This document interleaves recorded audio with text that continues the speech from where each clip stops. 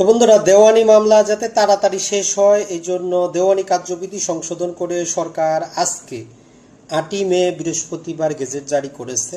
তো এর ফলে আমরা আশা করতেছি দেওয়ানি মামলাগুলোর সময় 50% কমবে।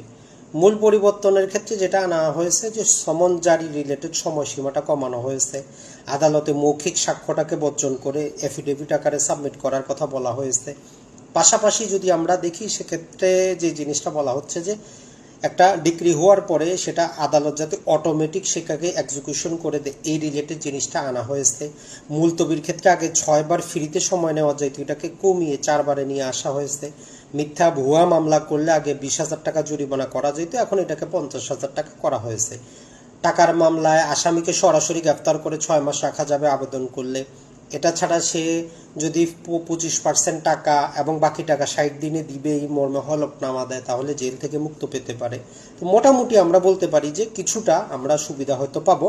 তবে সমন জারির ক্ষেত্রে কিছুটা দুর্বলতা আছে, সেক্ষেত্রে বিচারকের ইচ্ছার উপর নির্ভর করা হয়েছে যে মেসেজ দিলে যে সমন জারি হবে এটা বিচারক অবশ্যই সেলফ প্রিজাম্পশনে নেওয়ার দরকার ছিল, সেটাকে তারা নেয় নাই। এই হচ্ছে একটা দুর্বলতা।